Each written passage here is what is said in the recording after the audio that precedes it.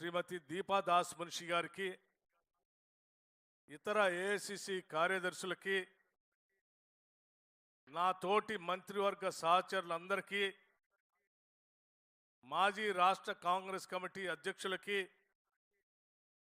కార్యనిర్వాహక అధ్యక్షులుగా పనిచేసిన గత మిత్రులకి, వేదిక మీద ఉన్నటువంటి ఇతర అనుబంధ రంగాల్లో పనిచేస్తున్నటువంటి స్నేహితులకి, రాష్ట్రం నుంచి అనేక జిల్లాల నుంచి ఇక్కడికి వచ్చేసినటువంటి సోదర కాంగ్రెస్ కార్యకర్తలకి, నాయకులకి, పాత్రికేయ మిత్రులకి అందరికి కూడా ముందుగా నా హృదయపూర్వకమైనటువంటి నమస్కారాలు తెలియజేస్తా ఉన్నాను. చాలా సంతోషం. శ్రీ మహేష్ కుమార్ గౌడ్ గారిని రాష్ట్ర కాంగ్రెస్ కమిటీ అధ్యక్షులుగా, అఖిల భారత కాంగ్రెస్ కమిటీ అధ్యక్షులు శ్రీ మల్లికార్జున్ ఖర్గే గారు శ్రీ రాహుల్ గాంధీ గారి ఆలోచన మేరకు, శ్రీమతి సోనియా గాంధీ గారి ఆశీస్సుల మేరకు వారిని నియమించినందుకు మనస్ఫూర్తిగా అఖిల భారత కాంగ్రెస్ కమిటీకి ధన్యవాదాలు, కృతజ్ఞతలు తెలియజేయటమే కాకుండా అధ్యక్షుడిగా నియమించబడినటువంటి మహేష్ కుమార్ గౌడ్ గారికి నా మనస్ఫూర్తిగా అభినందనలు తెలియజేస్తా ఉన్నాను. వారు తీసుకున్నటువంటి ఈ బాధ్యతలు రాష్ట్రంలో ఉన్నటువంటి లక్షలాది మంది కాంగ్రెస్ కార్యకర్తల యొక్క పనితనాన్ని, వారి శ్రమని గౌరవిస్తూ రాబోయే రోజుల్లో ఈ రాష్ట్ర ప్రభుత్వం, కాంగ్రెస్ ప్రభుత్వం, ఇందిరమ్మ రాజ్యం తీసుకుంటున్నటువంటి అనేక సంక్షేమ కార్యక్రమాలని, పాలనా కార్యక్రమాలని ప్రతి గ్రామానికి, వాడవాడకి, ఇంటింటికి తీసుకువెళ్ళేటువంటి కార్యక్రమాన్ని చేపట్టాలని చెప్పి నేను హృదయపూర్వకంగా అందరికీ విజ్ఞప్తి చేస్తా ఉన్నాను. పెద్దలు ఇప్పుడే మాట్లాడినట్టుగా గత 10 సంవత్సరాలు లక్షలాది మంది కాంగ్రెస్ కార్యకర్తలు, నాయకులు ఆనాటి టీఆర్ఎస్ బీఆర్ఎస్ ప్రభుత్వానికి వ్యతిరేకంగా పోరాటం చేసి అనేక పోలీస్ కేసులు ఉన్నప్పటికీ, అనేక రకాలైనటువంటి నిర్బంధాలు ఉన్నప్పటికీ, అనేక రకాలైనటువంటి అవమానాలు గురి చేస్తున్నప్పటికి కూడా అచంచలమైనటువంటి దీక్షతో కాంగ్రెస్ జెండాని భుజానేసుకొని ఈ పార్టీని అధికారంలో తీసుకొచ్చిన మీ అందరికి కూడా మరొక్కసారి నా హృదయపూర్వకమైనటువంటి ధన్యవాదాలు, కృతజ్ఞతలు తెలియజేయటమే కాకుండా మీరందరూ ఇంటింటికి వెళ్ళి కాంగ్రెస్ పార్టీకి ఓటు వేయమని, ఓటు వేసేటువంటి ప్రక్రియలో కాంగ్రెస్ పార్టీ ద్వారా మనం ఇచ్చినటువంటి 6 గ్యారంటీలు, ఇతర హామీల గురించి కూడా వాళ్ళందరికీ చెప్పి మీరంతా ఓట్లు అడిగి మనందరినీ గెలిపించారు.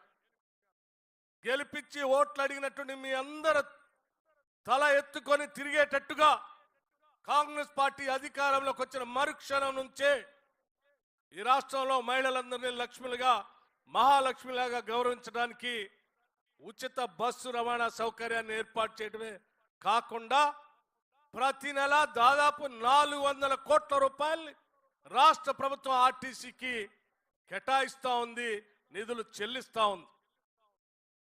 200 లోపల ఉన్నటువంటి 0 బిల్లులు ఇస్తుంది. కరెంటుకు సంబంధించి 500 రూపాయలకే గ్యాస్ సిలిండర్లు ఇస్తూ ఉంది. రేపు రాబోయే రోజుల్లో ప్రతి శాసనసభ నియోజకవర్గంలో 3500 ఇళ్లకు తగ్గకుండా దాదాపు 4.5 లక్షల నుంచి 5 లక్షల వరకు ఇందిరమ్మ ఇళ్ళు, ఒక్కొక్క ఇంటికి 5 లక్షల లెక్క ఇవ్వబోతా ఉంది.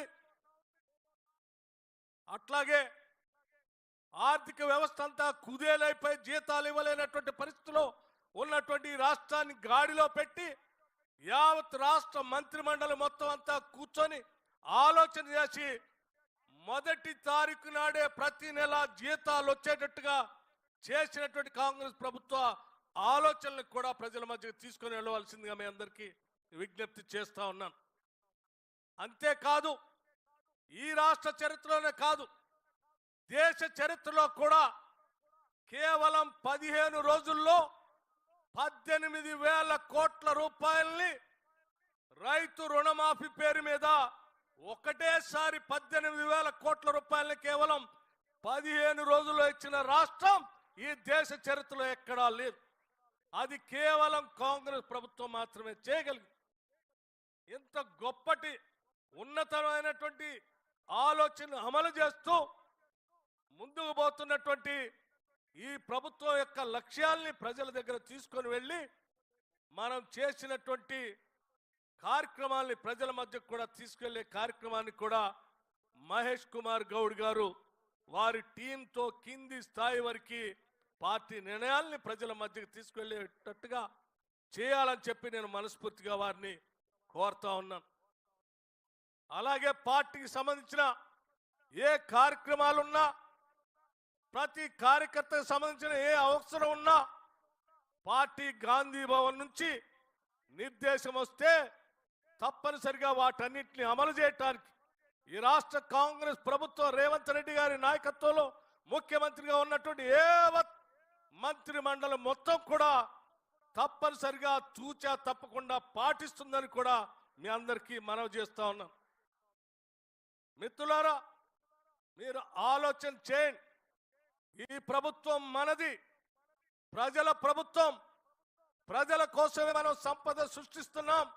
ప్రజలకే సంపదను పంచేటువంటి కార్యక్రమాన్ని కూడా చేపడతా ఉన్నాం. ఈరోజు కాంగ్రెస్ పార్టీ అధికారంలోకి వచ్చిన తర్వాత ఈరోజు కాంగ్రెస్ కార్యకర్తల కోసం అట్లాగే కాంగ్రెస్ పార్టీ కోసం పనిచేసేటువంటి ఏ ఒక్క నాయకుడిని కూడా వదిలిపెట్టమని చెప్పడానికి చక్కటి ఉదాహరణగా ఈ మధ్యనే రాష్ట్ర ప్రభుత్వం నియమించిన కార్పొరేషన్ చైర్మన్లు మంచి ఉదాహరణగా నేను మీ అందరి దృష్టికి తీసుకొని వస్తా ఉన్నాను. కేవలం పార్టీ అధ్యక్షుడే కాదు, అనుబంధ సంఘాల్లో పనిచేసినటువంటి అధ్యక్షులకు కూడా కాంగ్రెస్ పార్టీ గౌరవిస్తుంది, సగౌరవంగా వాళ్ళకి పదవులు కట్టబెడుతుందని చెప్పడానికి ఉదాహరణగా యువజన కాంగ్రెస్ కమిటీ అధ్యక్షుడికి స్పోర్ట్స్ చైర్మన్ ఇచ్చాం. ఎన్ఎస్సీ అధ్యక్షుడిగా పనిచేసిన అతనికి ఎమ్మెల్సీ పదవి ఇచ్చింది పార్టీ. అట్లాగే ఎస్సీ డిపార్ట్మెంట్ అధ్యక్షుడిగా పనిచేసిన అతనికి ఎస్సీ కార్పొరేషన్ చైర్మన్ ఇచ్చింది. బీసీసీఎల్ అధ్యక్షుడికి ఒక చైర్మన్ ఇచ్చింది. మైనార్టీ కాంగ్రెస్ అధ్యక్షుడికి కావాల్సిన విధంగా 2-3 చైర్మన్ల పదవులు ఇచ్చింది. మహిళా కాంగ్రెస్ లో పనిచేసినటువంటి వాళ్ళకి ఒక మహిళా కమిషన్ చైర్మన్ గా కూడా నియమించింది. కిసాన్ సెల్ అధ్యక్షుడిగా పనిచేసిన నాయకుడికి సీడ్స్ కార్పొరేషన్ చైర్మన్ గా నియమించింది.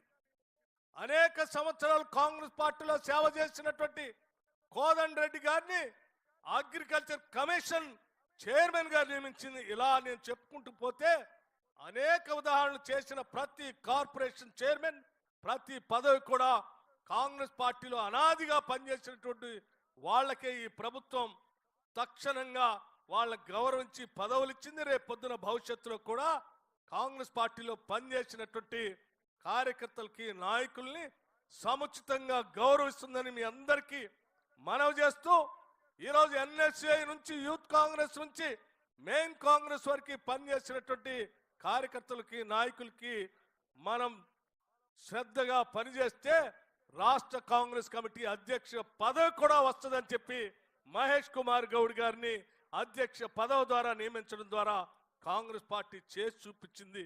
ప్రతి కార్యకర్త, నాయకుడు కూడా నేను ఒకటే విజ్ఞప్తి చేస్తా ఉన్నాను. నిబద్ధతతో పనిచేద్దాం, ప్రజలకు అంకిత భావంతో పనిచేద్దాం. ఈ ప్రభుత్వం మనది మనది మనది అని చెప్పి ప్రజలకు చెప్పి చేసే కార్యక్రమాలు ప్రజల మధ్యకి తీసుకొని వెళదామని చెప్పి మీ అందరికీ